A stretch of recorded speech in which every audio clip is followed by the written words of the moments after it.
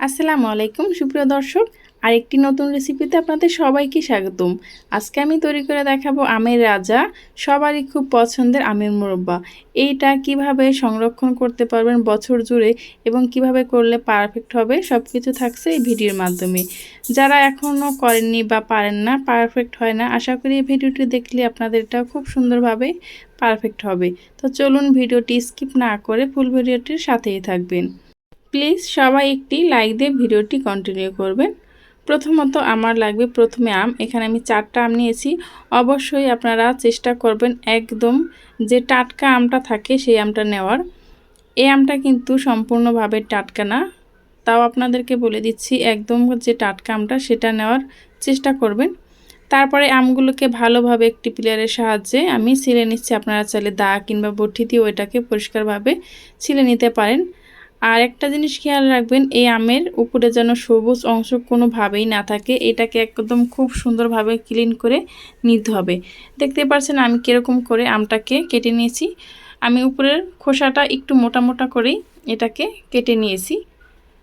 এখন এটাকে খুব সুন্দরভাবে সবগুলো আম যখন আমার ছেলে হয়ে যাবে তখন আমি মাঝখান থেকে এটাকে কেটে নেব।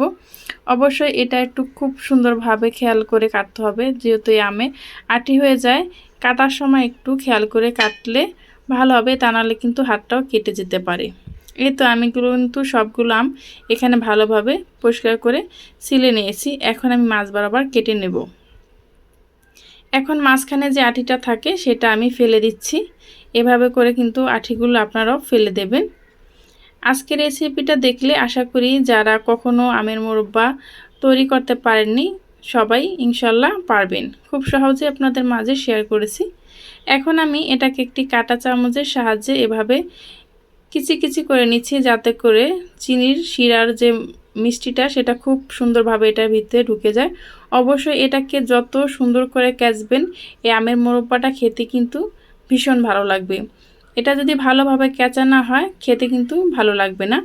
এভাবে করে আমি একদম সব আমটাকে ভালোভাবে কেচে নিয়েছি। আপনাদের কাছে যদি এরকম চামচ না থাকে, অবশ্যই সবার ঘরে থাকে, যদি না থাকে আপনারা চাইলে কাবাবের কাঠি কিংবা খেজুর কাটা সেটা দিয়েও কিন্তু এভাবে করে নিতে পারেন। দেখতে পাচ্ছেন সম্পূর্ণভাবে আমি এটাকে করে নিয়েছি খুব সুন্দরভাবে। এখন আমি আরেকটা করে দেখাচ্ছি কাবাবের কাঠিগুলো দিয়ে। এটা দিয়ে করলে এটার যে ছিদ্রটা সেটা একটু বড় বড় হয়, আর কাঁটা চামচ দিয়ে করলে সেটা একটু ছোট ছোট হয়। আপনাদের সুবিধা অনুযায়ী আপনারা করে নিতে পারেন। আর এটা করার সময় একটু খেয়াল রাখবেন হাতে যেন না লাগে। এভাবে আমি সবগুলো করে নিয়েছি। দেখতে পাচ্ছেন চাপ দিলে এখন কিন্তু অনেকটা রস বেরিয়ে আসছে, মানে এটার ভিতর যে টকের যে পরিমাণটা সেটা কিন্তু এভাবে চাপ দিলে বেরিয়ে আসছে। এখন আমি এই আমটাকে ভিজিয়ে রাখবো 2 ঘন্টার মতো। আমি এই আমটাকে 2 ঘন্টা পর পর পানি পাল্টিয়ে রসটাকে এভাবে চিপ দিয়ে বের করে নিয়েছি।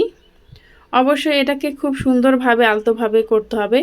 দেখতে পাচ্ছেন আমার আমটা কিন্তু একটু লালচে হয়ে গেছে, সেজন্য আমি যতবার চাপ দিছি এটা কিন্তু একটু ভেঙে যাওয়ার সম্ভাবনা রয়েছে।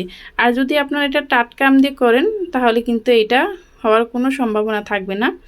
এভাবে করে আমি 5 বার পানি পাল্টিয়ে সকালে আমটা আমি কেটে রেখেছি। এটা আমি রাতে রান্না করেছি, সারাদিন আমি ভিজিয়ে রেখেছি বারবার পানি পাল্টিয়ে। তাহলে চিনির পরিমাণটাও কম লাগবে আর টকের পরিমাণটাও অনেকটা কমে যাবে। এখন ভালোভাবে আমি এটাকে চিপে নিয়েছি, খুব সুন্দরভাবে পানিটাকে বের করে নিয়েছি। তারপর একটি টিস্যুর সাহায্যে আমি ভালোভাবে এটাকে শুকনো করে নিয়েছি। আপনারা চাইলে যে কোনো শুকনো কাপড় দিয়ে এটাকে করে নিতে পারেন। এখন আমি চলে যাব মেন রান্নায়।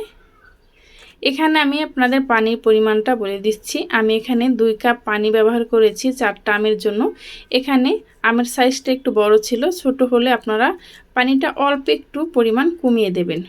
এখানে আমি 4টা আমের জন্য হাফ কেজি পরিমাণ চিনি ব্যবহার করেছি। এখানে চিনির পরিমাণটা একটু বেশি দিতে হবে, মোরব্বাটা একটু মিষ্টি। এটা যত চিনির পরিমাণটা বেশি হবে খেতে কিন্তু বেশি ভালো লাগবে। দিয়ে দিচ্ছি সামান্য একটা দারচিনি, এটা দিলে খুব সুন্দর একটা ফ্লেভার আসে, সেজন্য বেশি দেওয়ার দরকার নেই, অল্প একটু দিলেই হবে। এখন আমি পানিটা যখন বলক চলে এসছে, আমি যে আমগুলোকে ভালোভাবে ছেঁকে রেখেছিলাম তারপর এটার ভিতরে দিয়ে দিলাম। এটাকে আমি মিডিয়াম টু হাই হিটে রান্না করে নেব 30 মিনিটের মতো। ঢাকনা দেওয়ার কোনো প্রয়োজন নেই, এটা ঢাকনা ছাড়াই মিডিয়াম টু হাই হিটে রেখে এটাকে আমি রান্না করব 30 মিনিট। 30 মিনিট পর আমি চুলাটাকে বন্ধ করে দেব। এখানে কোনো কালার ব্যবহার করার কোনো প্রয়োজন নেই। এটাকে কিন্তু এই চিনিটা যত ঘন হয়ে আসবে বা শিরা হয়ে আসবে, কালারটা কিন্তু এমনিতেই চেঞ্জ হয়ে যাবে। দেখতেই পারছেন কিছুক্ষণ সময় জাল করার পর কালারটা এমনিতেই কিন্তু চেঞ্জ হয়ে আসছে। আর আমের মোরব্বাটা আপনারা কিভাবে বছর জুড়ে সংরক্ষণ করতে পারবেন সেটাও বলে দেব ভিডিওতে।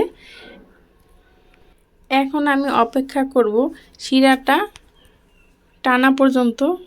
দেখতে পাচ্ছেন শিরাটা কিন্তু বেশ খানিকটা টেনে এসেছে এবং আমগুলো খুব সুন্দরভাবে কিন্তু সেদ্ধ হয়ে গেছে। এখন এই শিরাটা আমের ভিতর ঢোকা পর্যন্ত আমরা অপেক্ষা করব। এটা কিন্তু বানানোর পরই খেলে কিন্তু ভালো লাগবে না, এটা যত দিন যাবে তত দিন খেলে কিন্তু ভালো লাগবে। যেমন আপনি যদি এই আমের মোরব্বাটা বানিয়ে 2 দিন কি 3 দিন পর খান, এটার যে পারফেক্ট যেটা স্বাদ সেটা কিন্তু আপনি খুব সুন্দরভাবে পাবেন। তো আমি কিন্তু চুলার জালটা বন্ধ করে দিয়েছি। এ পর্যায়ে আমি এখন সারা রাতের জন্য এটাকে রেখে দেব। এ অবস্থায় যদি আপনারা দেখেন শিরার পরিমাণটা বেশি রয়ে গেছে, আমটা খুব সুন্দরভাবে সেদ্ধ হয়ে গেছে, তাহলে আপনারা সকালবেলা এই আমগুলোকে আলাদা করে তারপর একটু শিরাটাকে জাল করে নেবেন। আমার এখানে শিরাটা যেটা ছিল পারফেক্টভাবে হয়েছে, আমগুলোতে খুব সুন্দরভাবে এটাকে শুষে নিয়েছে। আর দেখতেই পারছেন কতটা সুন্দর হয়েছে। আর এটার জুসি যে একটা টাইপ থাকে আমের মোরব্বা, সেটা কিন্তু খুব সুন্দরভাবেই বোঝা যাচ্ছে। এখন আপনাদেরকে আমি একটু পরিবেশন করে দেখাচ্ছি। এই আমের মোরব্বাটা আপনারা যদি বাইরে রেখে খান তাহলে দেখা যায় 2-3 মাস এমনিতেই খেতে পারবেন। আর যদি আপনারা ফ্রিজে রেখে খান তাহলে কিন্তু অনায়াসে এটা 1 বছর খেতে পারবেন। আমার কাছে মনে হয় এটা ফ্রিজে রেখে খেলেই বেশ ভালো লাগে, কারণ মিষ্টি জাতীয় খাবার যে কোনো জিনিসেই ঠান্ডায় কিন্তু বেশ ভালো লাগে। এখন দেখতে পারছেন এটা কতটা সুন্দর আর কতটা লোভনীয় হয়েছে। এই ভিডিওটা যদি আপনাদের কাছে ভালো লেগে থাকে তাহলে প্লিজ আমার চ্যানেলটি সাবস্ক্রাইব করে পাশে থাকা বেল আইকনটা ক্লিক করে রাখবেন, যাতে করে এরকম ভিডিও আপলোড করা মাত্রই আপনার কাছে পৌঁছে যায়।